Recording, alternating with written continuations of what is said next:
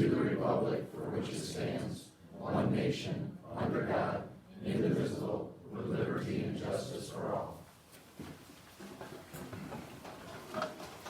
Roll call, please. Councilmember Bill Reinhardt, Present. Councilmember Bill Earl, Present. Mayor Matt Watkins, Present. Councilmember Larry Kahn, Present. and Councilmember Rick Dennis. Present. At this time, we'll open up to public comments. Please keep in mind that the public comments for the rezoning and the golf cart ordinance will be held at a later time in this meeting. So anything other than those two, we're open to speak at this time. Please keep in mind that we are limited to 3 minutes. If you don't mind, I'll take a few minutes. I've got to run to Union City as soon as I get done here. So, new jails going fine. We haven't had any issues with that yet. So we're still really happy with the service that we got there and the building and the way it's operating. The old jail, I think you've heard me say before, it's going to be tore down this spring or this fall or next spring. I think I've said that 3 times now. So I don't know when it's going.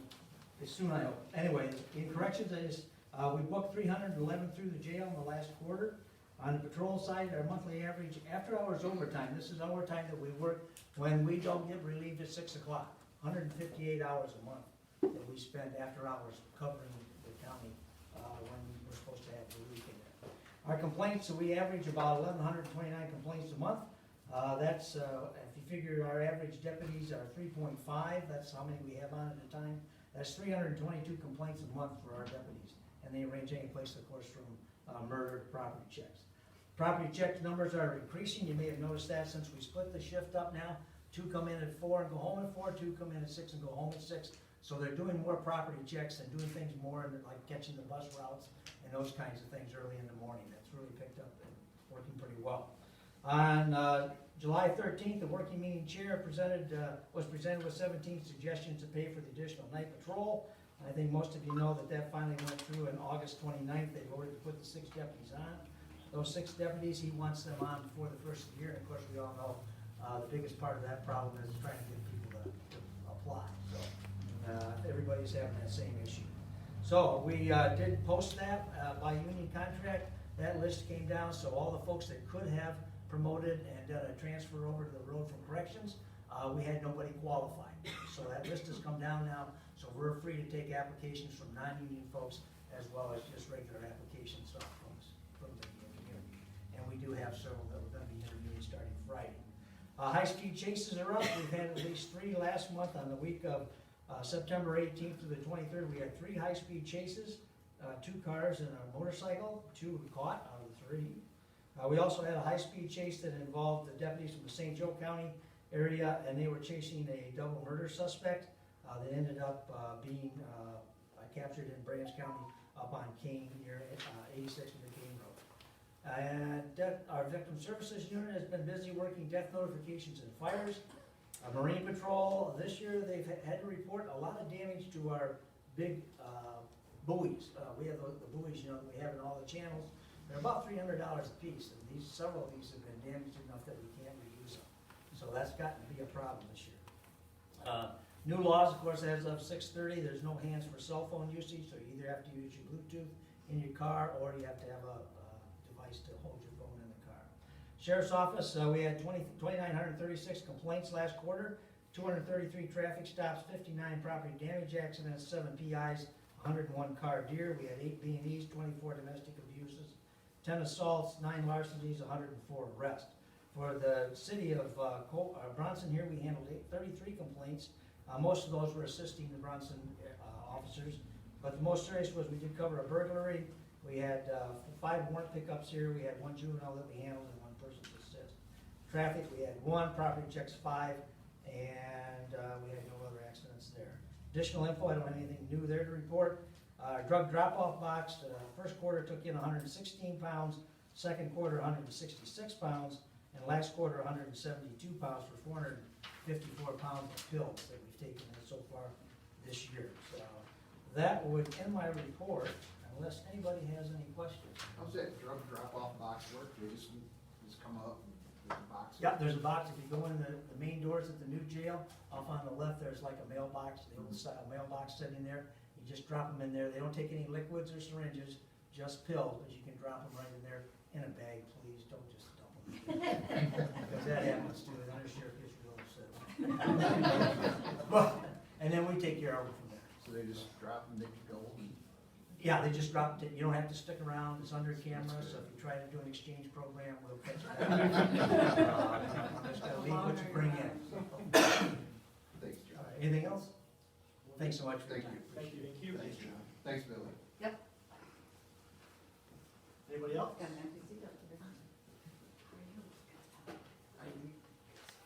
have communicated with Mr. Reinhardt about this problem. Well, first of all, please state your name. Kingman. I've spoken to Mr. Reinhardt. I've tried to communicate with all of you. I haven't received any communication from any of you except for him. I'm gonna keep it short. Your rental inspection program is not operating within the law that defines it. Through the course of operating the program, Mr. Bergman's informed me I have no Fourth Amendment right as a renter.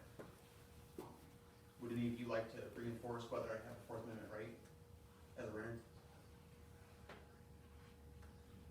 I'll answer that, Mr. Lindsay. The search, Fourth Amendment is the amendment against unreasonable searches and seizures. That is when you are subject to a search without notice and without your permission. The rental housing inspection does not search or inspect anything to do with the tenant. It's a search of the landlord's property for compliance with the rental housing code.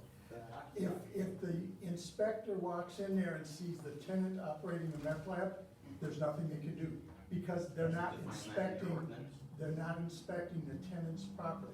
It doesn't restrict that. And the ordinance needs to restrict that or else it can't. The ordinance says it's an inspection of the rental housing unit. It doesn't say it's an inspection of the tenant's property. I don't wanna argue about it. I thoroughly went through it. If you guys wanna continue to do what you're doing, there will be litigation. Thank you. Called him yesterday. He didn't answer the phone. Any other public comments? There's 2 seats in here if anybody wants to sit down.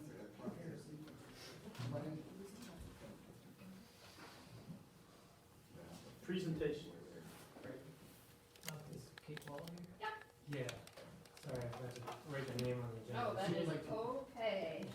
I'm gonna put these here. You can take one and pass. I'm Kate Wall. I'm serving as the interim superintendent for Bronson Community Schools. Just here to share some information about our sinking fund renewal proposal. That is the only thing on the ballot on November 7th. This is a flat renewal of the current sinking fund that we have.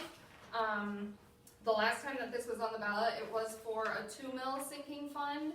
Right now, the ballot language is reading a 1.9766 mil sinking fund, and that is due to the Headley rollback with property taxes. With property values rising higher than the inflation rate, the government adjusts that for us so that the revenue coming in remains the same. So we're just trying to get the word out that this is a renewal. The millage rate will not increase, and the revenue back to the school also will stay right around $460,000, which is what it has been. So I've left some additional flyers there if anybody wants them. Feel free to take them and give them to your friends and whoever you know, just so they're well informed. What questions might you have for me? No, you're doing a great job, Kate. Appreciate that. You really are. You communicate with the public well. It's, I mean, anybody's got any children involved in school, it's really appreciate it. Thank you. Really good. Thank you. Thank you. Yeah, if you need any additional information, my contact information is at the bottom. Thank you very much. I'm going to hit up another one. Brandon, did we have any other? Nothing presentations. Okay. Consent agenda. Do you have any questions or comments on it? Nothing to add. Do we have approval for the consent agenda? I'll make the motion. I'll support. All in favor? Aye. Opposed? New business. Approve or deny the rezoning request for 150 Duane Street. Resolution 23-10-13. Thank you, Mayor Watkins. This city received a request for zoning amendment on July 29th, 2023 from the owners at 150 Wayne Street. The purpose of the application is to rezone that parcel from residential 3, which is a multifamily district, to a B3 community commercial district. The applicant, Tyler Stritzinger, aims to utilize the property for a commercial self-storage facility with the option for future commercial retail development in the future. Currently, those uses are not permissible in R3 district. The subject property encompasses a vacant 6.9 acre lot. It is bordered on Wayne Street to the west, Dollar General, and McDonald's to the north, and multi and single family residential to the south and west. And there's also vacant land known as Schmidt Farms Plat Number 2 to the east. The property is partially compatible with surrounding zoning districts, as the parcels that border the property to the north are zoned B3. Conversely, the parcels to the south, west, and east are zoned R3 and R1, which is your single-family district. The applicant's proposal involves the construction of a self-storage facility in a single phase, offering an estimated 16,000 square foot of commercial storage space across 2 all-steel buildings. Each building will measure 40 feet in width, 120 feet in length, and 11 feet in height.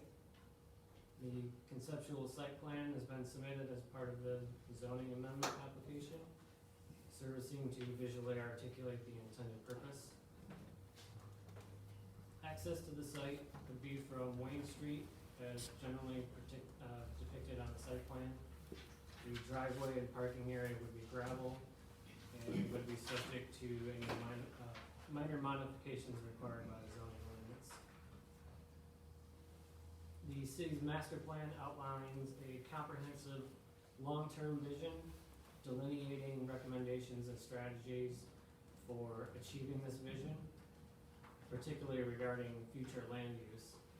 It is a policy that provides recommendations and actions to achieve this vision, including community goals and objectives regarding future land use.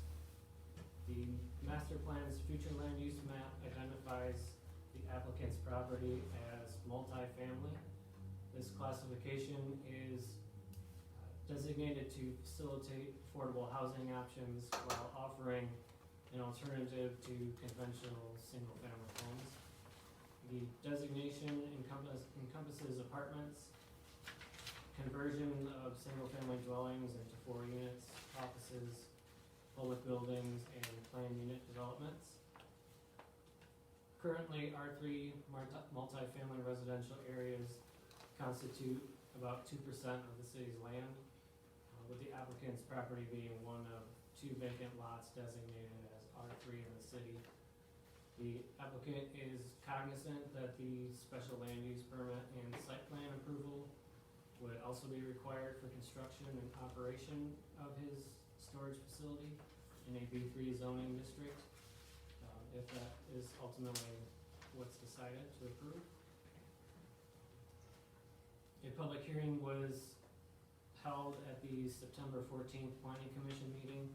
The commission voted to not recommend to council that the zoning amendment be adopted. The resolution to approve or not approve the amendment is in your packet. A public hearing has been set for council this evening, although it was not required, but was done to give the public an additional opportunity to make comments about this. The city council may approve or deny the zoning amendment, modify or postpone the request. We did receive 2 public comments. No, excuse me, just one. If you want me to read that, I can. Do you want to do that now, or will we go into public comment? We can do it public comment. After the public hearing, the council can make a decision. It is suggested to follow these guidelines to make a decision. The first is Has the circumstances changed since the establishment of the current zoning map or zoning district to warrant the proposed amendment? Is the request consistent with applicable policies, recommendations of the plan, and/or future land use map? Are the uses allowed in the requested zoning district appropriate for the area, given the size, character, and surrounding land uses? Can traffic associated with the project be accommodated by existing transportation network? Will the effects of the proposed zoning change and/or zoning uses negatively impact adjacent or nearby residential or environmentally sensitive areas? If so, can the effects be adequately mitigated? Can the potential land use allowed in the zoning district be accommodated by the existing utility infrastructure and services? Development should be in areas that are planned to be served by public utility and services. And finally, is there a lack of available land zone for the same or similar to the requested zoning district, including land that could be redeveloped? As I mentioned, there's a public hearing scheduled for tonight.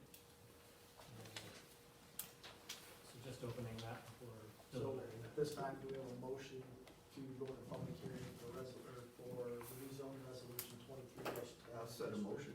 I'll set the motion to go into public hearing. Support, all in favor? Aye. Opposed? We're in public session. Public hearing.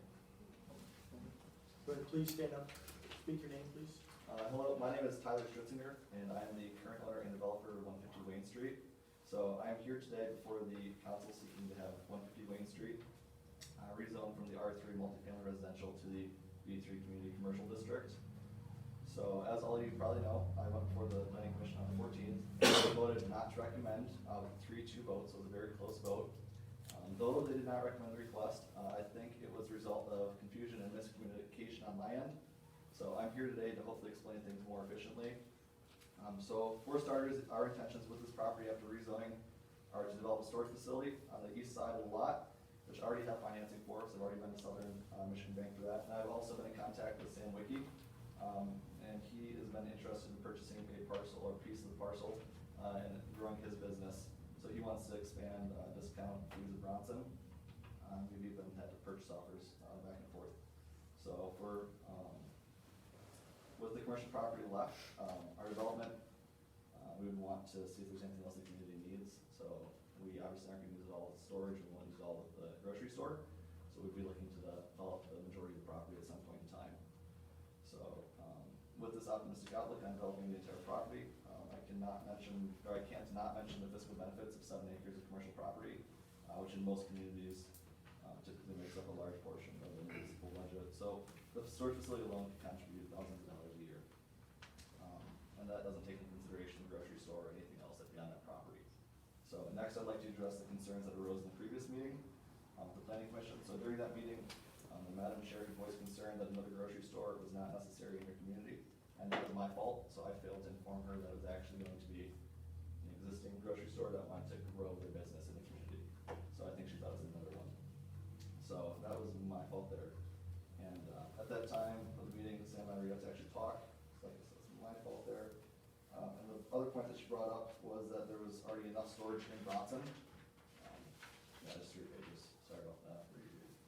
But I disagree. So if the community wants to grow, it needs to meet the needs of those looking to move here. And in preparation for this meeting, I called all the other facilities I could get a hold of here in the area. Let's see if that unit's available. And one facility repeatedly went straight to voicemail. The other facility is currently being sold, so I can get a hold of them. And the other one only had a couple of units available. So based on that fact, the facility only has a couple of units left. I feel more strongly that storage would be more beneficial in your community if you want to continue to grow. So we have owned and operated a high security storage facility in Coldwater for over 25 years with like gate access, cameras, lights, high security locks. We've been very innovative with that. So we have 24/7 assistance, 7-day-a-week office hours, and we do a lot of things to do it professionally. So it's not just one of those things where you call my cell phone and I'm the guy that is going to meet you over here and, well, she might be, but it's very professional the way we handle things. So, obviously there's a need in your community, and we want to help fill that need. So, another concern that was brought up in the previous meeting was the fact that there are only 2 pieces of property, currently in Bronson under zone R3. And both of these properties are located on Wayne Street, as Brandon had said earlier. So one of the commissioners, had 2 significant points. First off, he felt that 150 Wayne Street's close proximity to McDonald's and Dollar General was a pro. However, the larger parcel, the other parcel, that's zone R3, is only a couple of blocks away. So it's not much of a difference in the walking distance or the traveling distance. It's very close together. And the other thing that was a concern to him was the lack of R3 that would be left in the community for developers or that sort of thing. So after looking into this, I found that the other parcel is more than 6 times the size of 150 Wayne Street, and that was with the online thing, so it was about 6 times bigger. So surely there's enough room for apartment complexes or other multifamily residential housing there. And if not, the city's master plan does need an update, so you could always add more R3 at that time. So you could always grow the area there and add R3. So it makes sense to me to rezone 150 Wayne Street. As it abuts the B3 along US 12, so McDonald's, Dollar General, that sort of thing, has sat vacant forever. So turning it into something that benefits the community makes sense to me. So to develop it into an apartment complex seems overly optimistic. Because like I said, it's been for sale for a long time and no one has jumped on it. Not Fieldcrest Apartments and no other apartment complex, obviously. So the last thing that I wanted to go over is the community input. The planning commission meeting, there was virtually no negative input. So in fact, one person mailed in a letter, which I assume is probably that one. They both are voiced that it'd actually be nice to see a grocery store going on that property. So there's actually people in favor of this. And the only other concern came from a lady who attended the meeting, and she was worried that the self-storage facility would cause traffic, excess amount of traffic on Wayne Street. However, I can assure you that self-storage is extremely low density, and typically at our proposed size, you would see maybe only 5 people there on a daily basis. So typically it's very low density. You don't have a lot of throughput, like a gas station, that sort of thing. So storage facilities make a fantastic barrier for separating B3 and other pieces of property, just because they're decent looking, there's very few people in and out of the property, and that sort of thing. So I hope you can all see I'm very ambitious and passionate about this, extremely nervous. And for us to move forward with this, I believe the council has to have a 2/3 majority to pass this, which means that 4/5 of you guys would actually have to agree on it, fingers crossed. So I pray that you guys can all see the benefits of this project, and I'd love to answer any questions that you have. So at the last meeting, I didn't get any questions, and I'm hoping not anything different. Hopefully I can answer them well. So that's all I have. Thank you for listening. I have a question. Now, yours is an all-steel building, correct? Yes. Yes, sir. That's different than most properties of this nature, isn't it? Older buildings are typically probably like full-line construction, but newer buildings are typically all steel, so it's very safe. There'd be no natural gas, no sewer hookup, there'd be nothing for the storage facility that would possibly cause fire, that sort of thing. Is there gonna be any fencing involved in this? So that's something that we would like to get to at some point, and that's something that we've definitely discussed. So it's, if need be, absolutely, and we want to at some point in time. It's just initially that was something that we were not gonna, I don't know, not necessarily be right away, but we want to. Well, I just thought it'd be advantageous for the south side to be fenced so that you didn't have people walking over onto the property through yards and such. Absolutely, that's a fun contingency, and if you want fence on the south side, that's something that we can easily do, especially if it's a chain link fence. I would just ask the question. Yes, absolutely, and I agree, like I said, I fully agree with you that it should have a fence around at some point in time. With our facility, it's almost completely fenced, has a camera, gate access, where the gate opens up, you have a pin. So we know everyone that's on the property all times a day, there's lights, because there's cameras, the high security locks.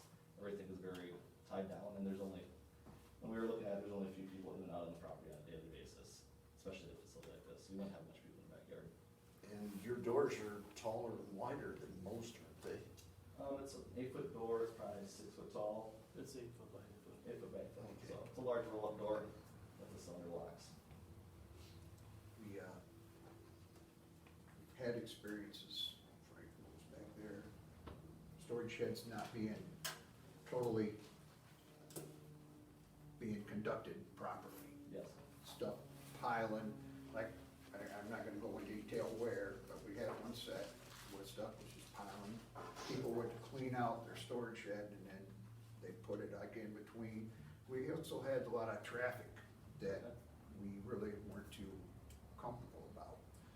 So really, I mean, it's something like that has to be completely secured up and guaranteed, it has to be guaranteed that people aren't just gonna up their doors and move out and just leave their stuff and.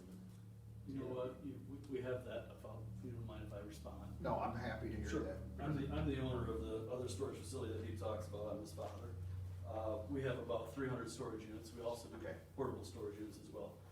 You do have people that leave stuff, and that's an issue, but we have a way of dealing with that, and we've had our storage facility since 1996.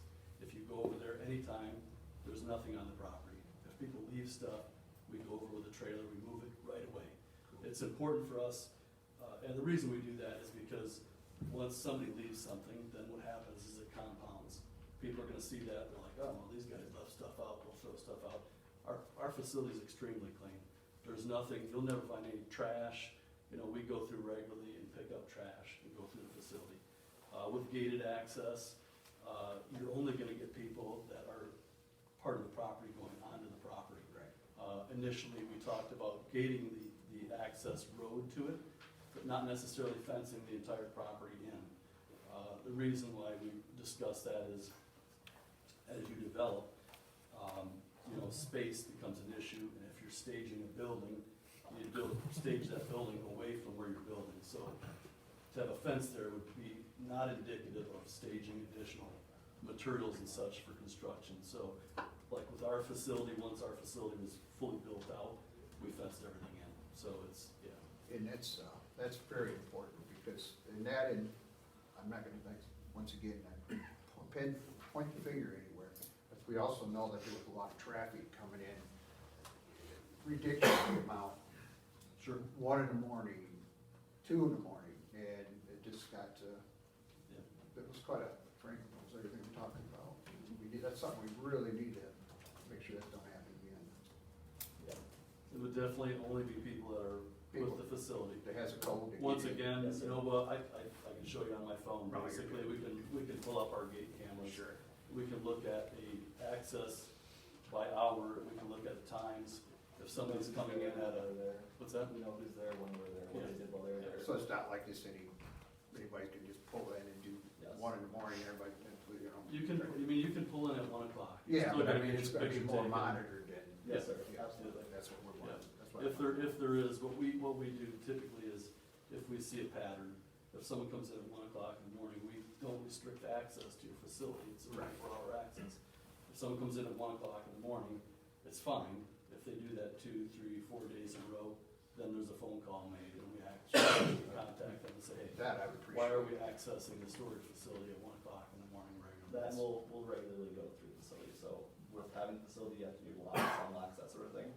So with our current one, we're probably on the facility, or there 3 times a day at least, if not more, through, and even like last night, I was at our facility, it's probably midnight that I drove through there, just doing our locks, unlocks, just making sure that no one was there, nothing was going on, that sort of thing.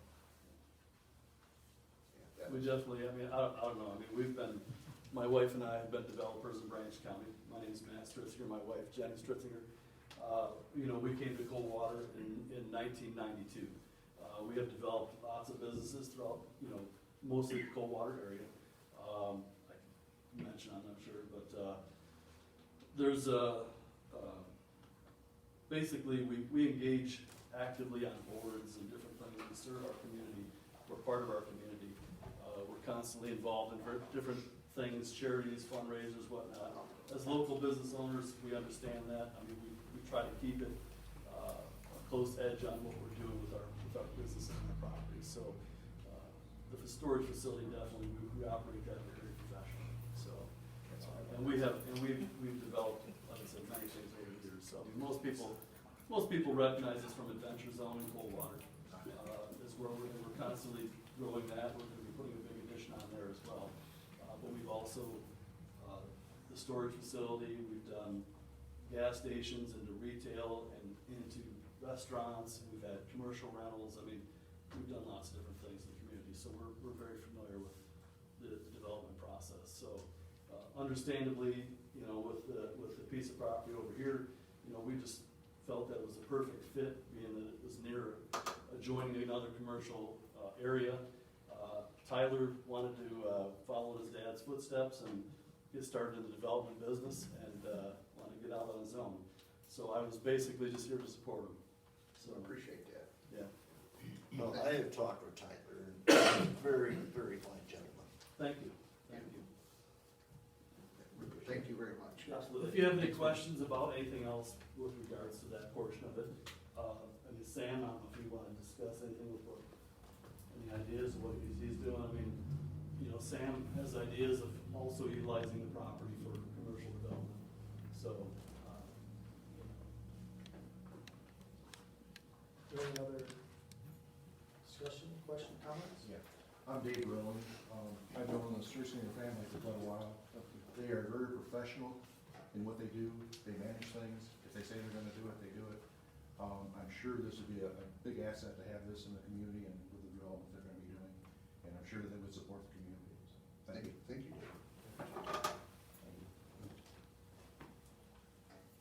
Sure. Well, I'm on the planning commission, and I see this from a couple of different ways. You are a very impressive, ambitious young man. I am impressed by it. It's hats off if I have one too. Thank you.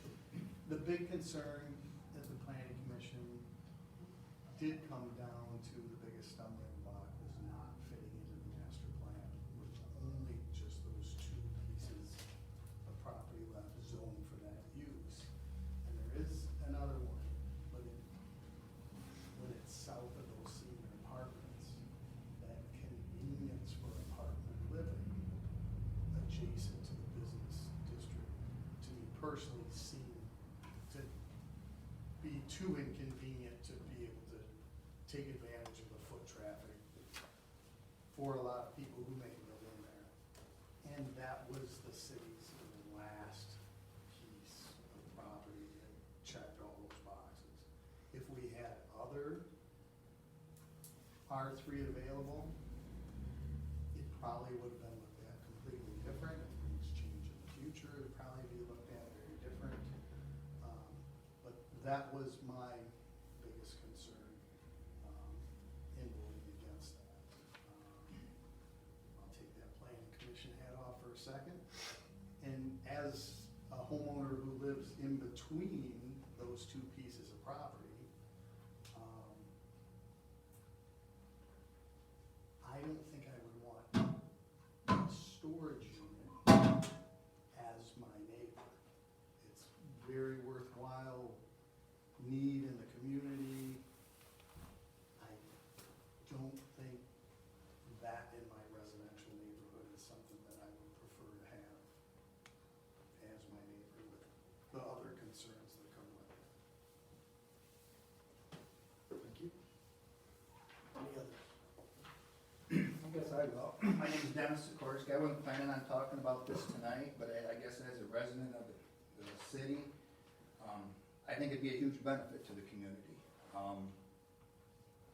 I know firsthand the difficulty in renting a storage unit because I've had a couple kids in college that have recently come back home for a short amount of time, and I struggled to find a storage unit. I ended up getting one in Clear and Coldwater because there was nothing here locally.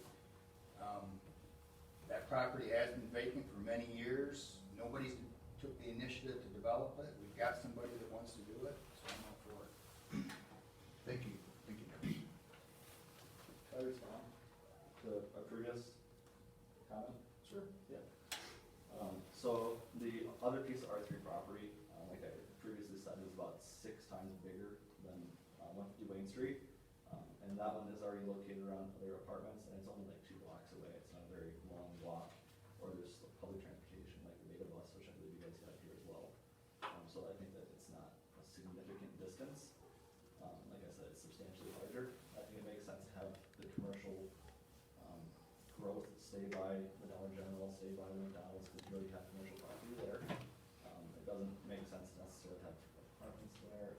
And like I said earlier, I want to develop it. We have other people that want to help develop it.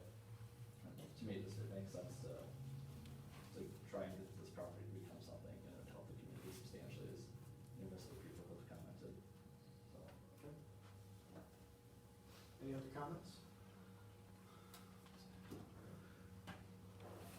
just to follow up a little on that, the application presented to us was only for storage units. I know Sam, fantastic member of the community, I love the business, but what was presented to us was just for storage units. That's all the application was for. Anything to say, I'll say. You can't. Just to clarify, we wouldn't be closing our other location down. That would be, we have another use for that, but that would no longer be the grocery store. We run out of room there, that's what happened. I think everybody that shops there realizes that. Thank you. Appreciate that. Do we have a motion to go back into regular session? I'll make it. I'll second it. Do you want me to read this? Yeah, I'm sorry, yeah, hold on one second. This is from Judith. Judith? That's not us. 751 East Corey Street. She had called our office on Thursday, September 14th to voice her concerns over the rezoning of 150 Wayne. She stated that she is against the request as she believes the proposed location is too close to nearby residences, making it unsuitable for a commercial storage facility, and also believes the community does not need another self-storage facility, and that she would prefer to see a grocery store developed on the parcel. That's all we have for written comments. So now we have the motion and the support to go back to the regular session. Before you discuss this as your attorney, and I'm not taking a position on this, understand, I don't even live in this community. But you need to understand, you're voting on a zoning change today. You're not voting on putting in a storage unit, you're not voting on putting in a grocery store. That comes under special use permit. So that may be the ultimate plan, and it's good you know that. But understand, you're voting to rezone this, and once it's rezoned, the owner can propose, and I'm not saying they're gonna propose anything else, but I'm just saying, once you rezone it, it becomes a different use. So you're not approving putting in storage units tonight, you're not approving expanding or moving the grocery store. You're voting to change the zoning. Then, once you change the zoning, the next step is the special use permits to do that. But understand, you're not doing that as one. So if you vote to rezone it tonight, which is fine, that doesn't mean it's gonna be a storage unit. That doesn't mean it's gonna be a grocery store, because you're not approving it tonight. You're only approving the rezoning, and that's all you can do at this step. That's a second step. So I see boards sometimes decide, well, we're doing this all at once, and then later they go, didn't we approve that? No, you're only approving the rezoning. Then it's up to the Spitzingers, and it's up to Mr. Wiki to come back to you and say, this is what we wanna do. They're telling you ahead of time, which is useful. But understand, I don't want you to say, well, why did we get some other use in here? Well, you're not approving the use tonight, you're approving the rezoning. So just understand that if you approve it. So I guess the main question is, do we want to rezone this and remove one of the only two parcels that we have available at this time for R3? That's the question. Well, my feelings are, this property sat there vacant since I was a wee pup.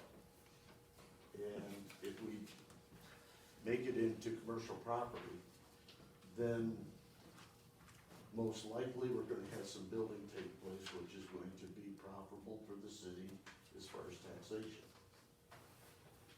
As far as the R3, we still have the one piece of property, but we're in the process of redoing the zoning. And all the property behind it, we own. So there can be lots of thoughts put into what we wanna do from there. So I think there's plenty of places available down the road, and they could figure that out with the master plan, because we all know it's outdated. So I I'm kinda excited about having some commercial property come in there, so, that's my thoughts. Agree. I like the idea of it being connected to the commercial property that's already existing too. I think that's better than having commercial than residential. Commercial and residential all spotted through the town, so in my opinion, I think that's a good idea. And like Larry said, I was a weed pup less long ago than he was, so. It's been that way my whole life too. This is Bronson biking, nothing Just goes make a past. change.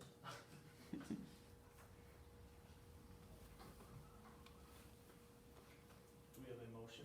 Do we want to, I'll make a motion to approve the rezoning request for 150 Wayne Street for 200-004-000-073 98 rezoning resolution number 23-10-13. I'll second it. I'll second it. all in favor? Aye. Opposed? Congratulations. Thank you guys so much. It's a roll call, hopefully. Yeah, you guys, really, I really believe in you. It really sounds good. The golf cart ordinance, public hearing and discussion. Brandon, do you have anything before we go into public hearing? Not much, just, at your last meeting, you discussed the topic of allowing them in the city. That public hearing has been scheduled for tonight, and it was published on the city's website, the Coldwater Daily Reporter, and the Bronson Facebook page in order to get people involved and get input on this petition. That's all I need. Do you have any comments or anything before we go into public hearing?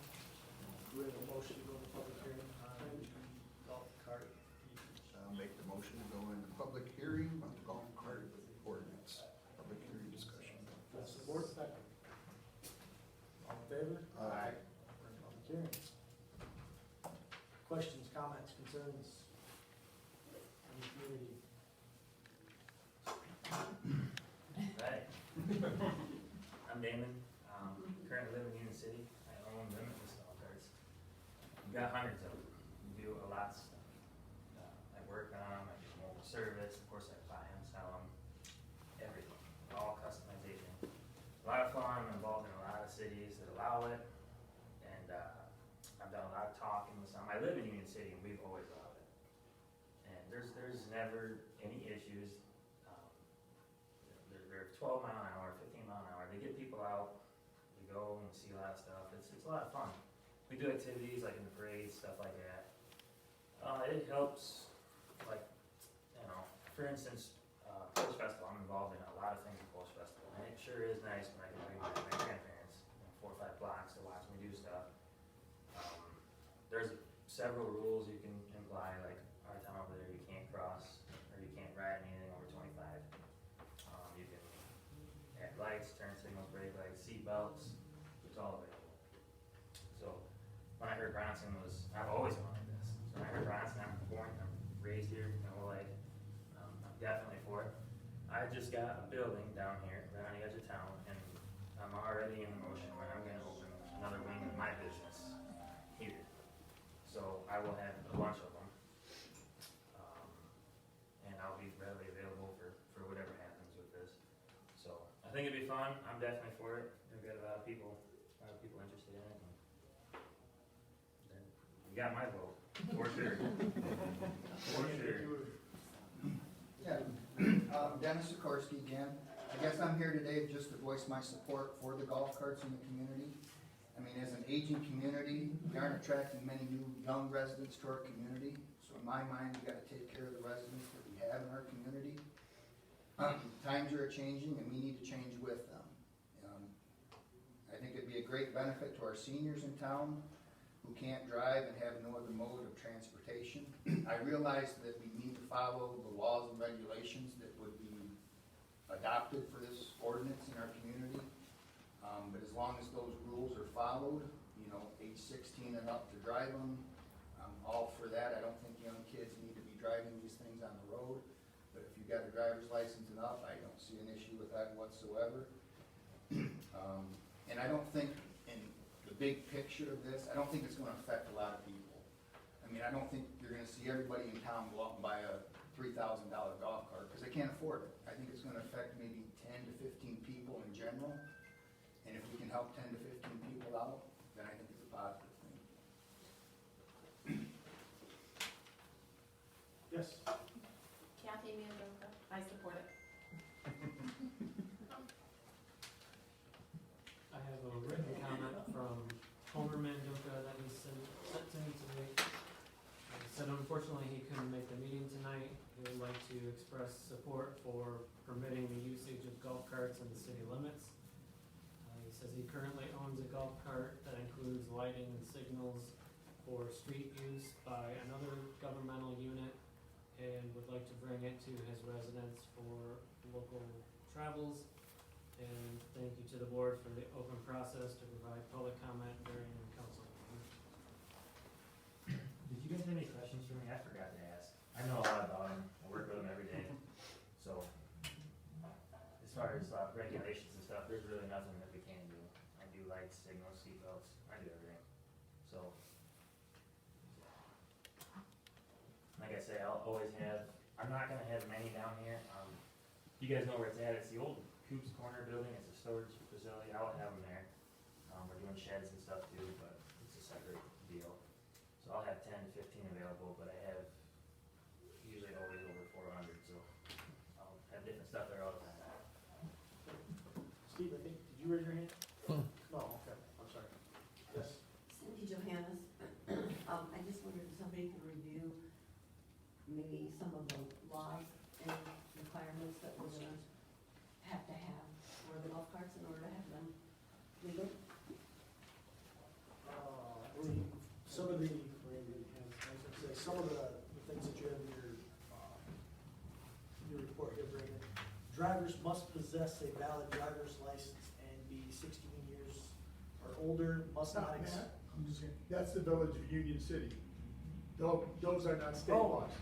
That's what the village of Yes. Union City, you can adopt those, but that's not what, there are laws that the state requires. Okay. And village does match all of those, just so you know though. But those are not what you'd be operating under unless you choose to. Okay, yes, correct, thank you. You have those in front of you? Yep. Okay. Driver must possess a valid driver's license, be 16 and older. You got the same thing, that's village of Union City. There's the state, We're looking for this. the state rules, yeah. A local municipality can adopt permission of golf carts. They have to meet the state minimum requirements. They can make it more, they can add to it, but you have to have the minimum. And I think, I have a fact sheet from the Michigan Municipal League. The following conditions are required under Michigan Vehicle Code. Must be 16 years and have a driver's license, must comply with signal requirements, must ride as far to the right as possible, is not required to wear a helmet. The cart should not be operated on sidewalks, may not pass between lines of traffic, may travel at a maximum speed of 15 miles per hour, may not be operated a half hour before sunset or half hour after sunrise, are only permitted to operate on streets that are 30 miles per hour or less. The local ordinance may be required to use a path adjacent to the road or the use of the roadway if a path adjacent to the road is provided. You're not permitted to adopt an ordinance allowing ORVs and ATVs to operate on the streets in a manner allowed under that law. And then it has a list of requirements for OVRs and ATVs. There are many rules and regulations that need to be followed, and we'll do that. And obviously, if we said to go that route, those would be followed, and council will come up with that. So, I don't know if that answers your question or not. It does, thank you. Yes? Brian Gagan.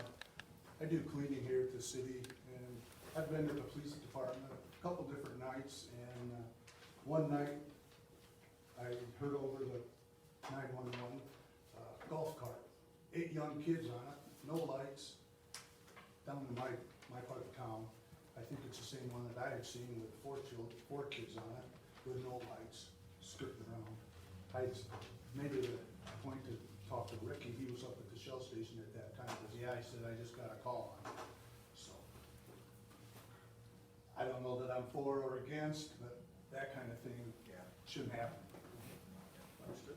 That'd be the biggest. 8 kids. Not good. Any other comments? Definitely, these are some things that should be addressed, you know, as far as the lights go, that's no problem. Another thing I just wanted to throw in there, most of the towns that I go do this stuff for, they won't allow, like US 12 runs through here. I know Quincy and Sturgis and Delta.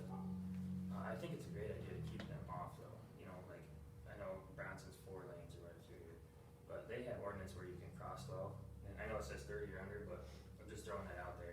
Everything is accessible in this town on a 25-mile-an-hour street, so I think that helps tremendously.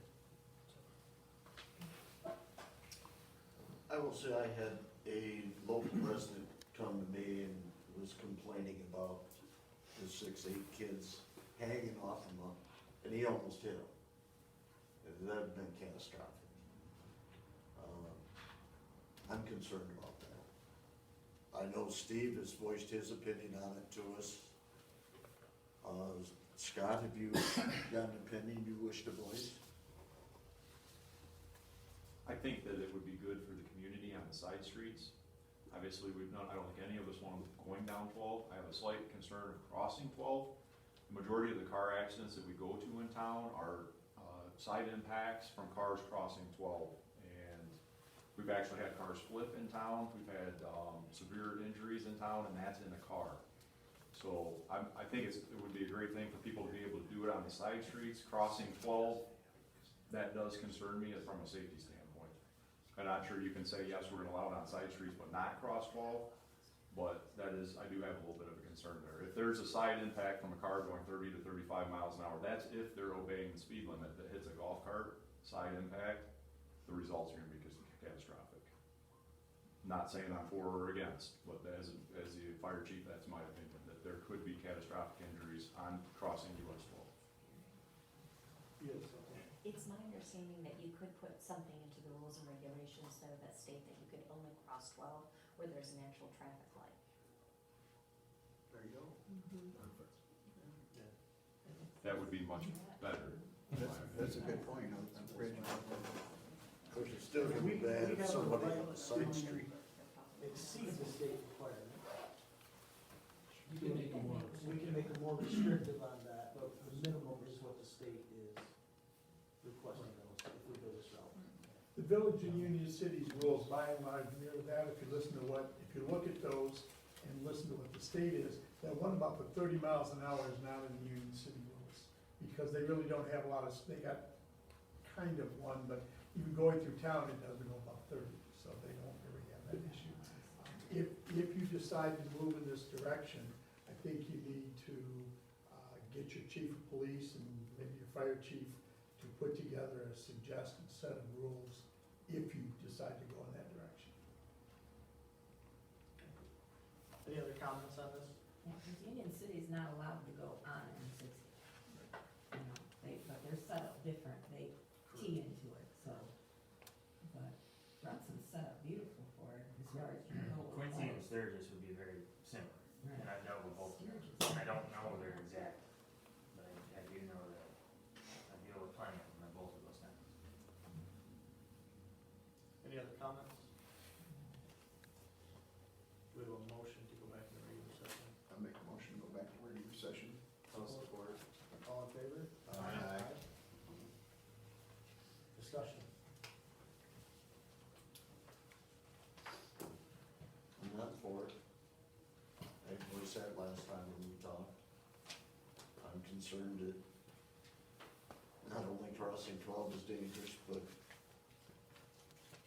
there's no safety standards on a golf cart, somebody comes down the street and they don't see him, they pull out, they hit him. Their construction is poor. I don't think you can get insurance on one anyhow, can you? I've got insurance on mine. Yes, you can. Okay, cause I was under the impression you could not get insurance on it, but I don't know. I think that would be the part where we'd, write up how they have to maintain them, they have to have lights, turn signals, brake lights, We also install seatbelts. and all that. And I think, and Joe had brought up a good point too, where we were talking about having them even numbered like a Registration. registration number, rather like a snowmobile, or you were saying, Yeah. so that if somebody's acting up, police department can say, hey, we know who the owner of that is. You know, I like that idea. Catch kids on it, simplify, Yeah, you know who to go to. yeah. We're, I'm sorry, we're on public session here. I've been to this one. I know my biggest concern was safety before. I have been out in the community and talked with some residents. I have not received any negative except for the concern of 12. I like the idea of crossing at the lights. Yeah. I think that's very wise. We're still gonna have people breaking that rule, I'm sure. I know, Chief Johnson's not, I know he sides on the side of safety too. I think he would be very, detrimental to have him involved in the process, to help us come up with the ideas of things that are gonna be the safest, if he's okay with that. But I think it would be good to move forward at this point with it, myself. I mean, I think, again, going by what Denny had said, it's not gonna affect hundreds of people in the community, it's gonna affect 25 to 30 people at most, I think, at a start, I would think, so. If it does affect the hundreds, then there's gonna be less cars. Right. And that's not a bad thing either. No, I've had 3 people approach me, about golf carts, and had asked me to bring it to council. You and I chatted, we put it on the agenda. I told all 3 of them to come, speak their mind. Not one of them is here. So, We'll just counter them in. so, you know, I did my part, you know. I don't see an issue with it personally. I have concerns like everybody else, but I don't think putting this rule into effect is going to affect the kids on a golf cart, whether we say yes or no. They're still gonna do it. I mean, that's just kids. Yeah, I mean, the biggest thing is trying to get the community involvement, and obviously we've got people here that, you know, letting us know what their thoughts are. I'm all in favor of it if we can come up with a set of rules that, you know, maintains and does this properly. Gentlemen, as your attorney, MCL 257.657A, which is part of the motor vehicle code, is the operation of golf carts on village, city, or township streets or state trunk line highway. First of all, you should know you have to meet those requirements, many of those in the village of Union City as well as the village of Quincy's requirements. Second, because I'm also the Quincy village attorney, under MCL 257.657A, section 9, you may not permit a golf cart to operate on a straight state trunk line, which, Steve, correct me if I'm wrong, but I believe US 12 is a state trunk line. You may not permit that unless you petition the Michigan Department of Transportation, and they hold a public hearing, and they give permission for that to be operated. Now, you can make a rule saying they can cross a trunk line at a light, but they may not operate on that trunk line. And you don't have the authority to permit that. Now, Village of Union City does not have a state trunk line. M60 is a trunk line, but they don't allow it on M60, but the road that goes through Union City is not a state trunk line, so they can operate on that. But just so you know, you cannot give permission to operate on US 12 without going through that requirement. The rest of the requirements by the state, which have been referred to by several people, including 2 headlamps, 1 tail lamp, 1 stop lamp, all of the other rules are in that statute and must be followed. So if you decide to move forward, again, that's where you involve your chief of police and other people to develop those rules, plus any you want to add to it. But the minimum are required there. And if you do decide to go forward, either tonight or whether if you decide to come up with a set of rules before you go forward, follow that statute. I mean, if you need to, get a hold of me and I'll work with Steve and Brandon and Scott and we'll come up. But it's pretty easy to follow. They're all way out there. But the big one is that state trunk line because you have one going right through the middle of your town. I do not believe, Steve, is Madison Street, that's not a trunk line. I don't believe it is. Okay, I didn't think it was either. I think just 12. So that's the only one. They could operate on Madison, they could not operate on Chicago under any circumstances without state approval. So at this point, do we want to make a motion to move forward with this, to put a plan in place to come up with the rules and regulations, or what were you thinking right now? You could do it by motion, or you can direct me to draft an ordinance with Steve and the attorney and come up with rules and regulations and then bring that back to you. Perfect, I think we're right, I mean, sorry.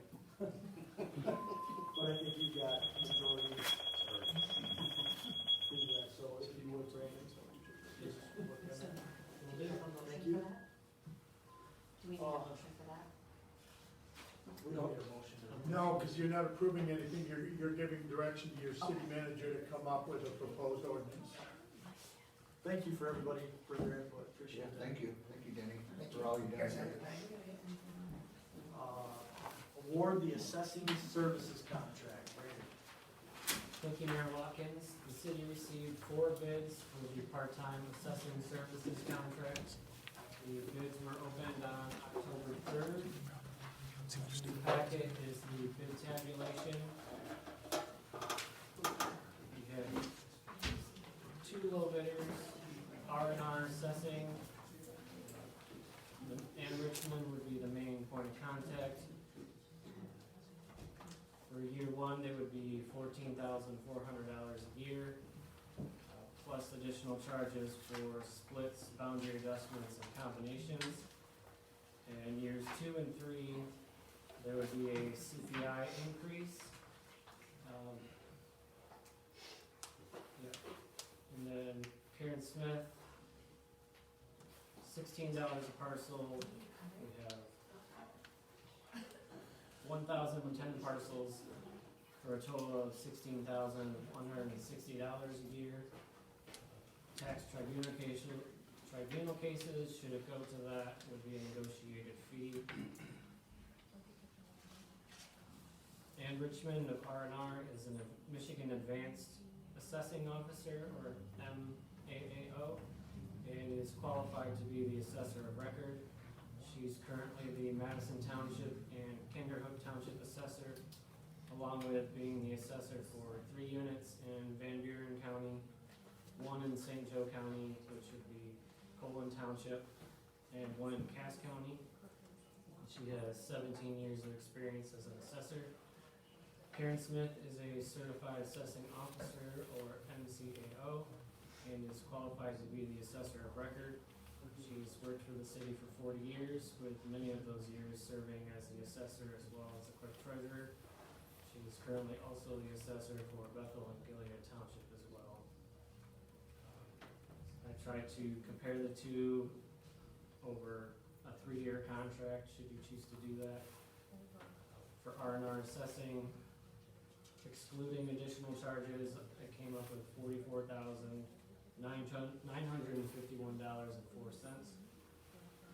And Karen Smith, $48,480 without any additional charges. Well, I mean, I look at this, obviously, Karen's bid is a little bit more over 3 years, but who knows the city better than Karen? After 40 years of doing it and many years of assessing, I don't know if we could go wrong in that area.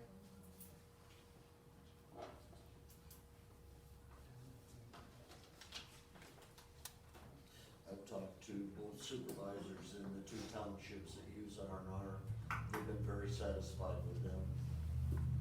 Very professional.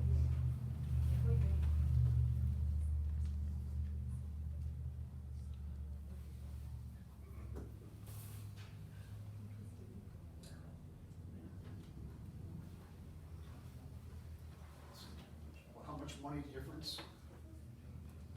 About $3,500.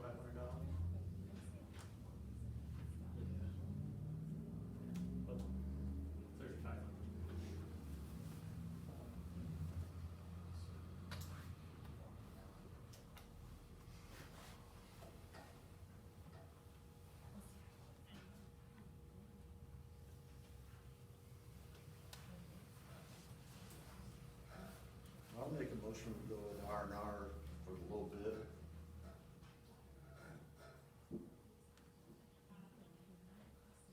We have support. Sorry, so I'm gonna ask a question. With R&R, is she going to be set up somewhere here in town, or is this all strictly remote work? I mean, how does that work? Yeah, so we have a city laptop that's set up for assessing, and they would be given that laptop to use, and they can do it remotely, and then be available by appointment if a resident would need to meet with somebody, available by phone, email. So, really, we don't have to provide office space for anybody, we just provide the computer and they can work from wherever. Correct. Sorry, just No, it's fine. clarification. Bill, did you have any questions or, I know you're still reading through that a little bit? Yeah, my brain is still thinking. Is this something that you did from home before, or you did it here before? I can do it either way. I was just saying, because you worked here before, so you probably, I can do it either way. okay. But it's something you want? I mean, I know you just retired. No, I would do it. Okay. That's my biggest concern with Karen, is she just retired, and I don't want her to feel obligated by any No. means, But here's- because, I was asked by Bethel and Julie to stay, and so I okay. considered, I would like to stay for the city. And I wasn't privy to it being a 3-year thing, you know, so. I don't know, Diana did the math, 3,500 over 3 years, I guess. I did not see the bid specs. That was just to try to give you an idea of the cost over Right, a certain yeah, period of time. Yeah, no, understood. Understood. But if I may, as long as you ask me a question, I don't know that there's anybody that would know the property and the community better than me. I mean, you could probably give me an address and I could tell you where the house is. And that's, you know, again, we didn't put a time period into this, we could do it a revolving 1 year kind of whatever we want to do here. Again, I'm on the side of this person has done this job for, how long have you done, I know you worked for the city for 40 years, but how long did you do the assessing? 30 plus, So, because it was shortly after, that Jamie Hudson retired, and I worked with Jamie here, and he said, well, you want to solar houses, so it wasn't too long after I came that I took over from Jamie. so again, you got 30 plus years of experience and,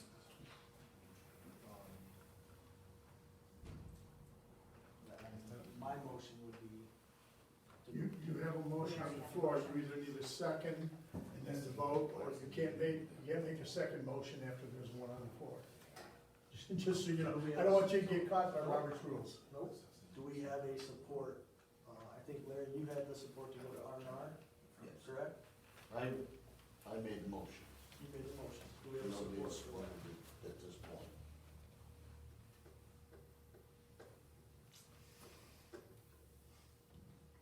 So with no support, Fails for lack of support. okay? My big biggest thing is you wouldn't be coming to the office anymore. Oh, I could. I just don't want, you're retired, you know, I think laptop would work great. But I could come in the office and work over here. In this room during the day. And here's the other thing, it's, if she wasn't interested, she wouldn't have put in a bid. We went through the bid process, and she's obviously interested in continuing this, so we put in a bid for it, right? She put in a bid. It's not something that, because she's retired, we're forcing this on her. This is something that she wants to continue to do. If I wanted to retire, I would retire completely.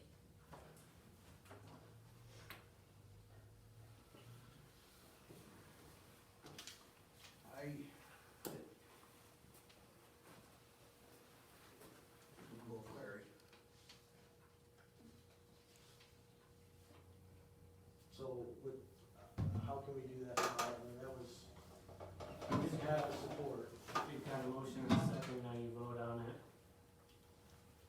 So are you supporting your support of Larry's motion? Okay, all in favor? Aye. Opposed? Aye. Aye. So you had. I said aye, yeah. So we're in favor of going with R&R then at that point? That was the motion.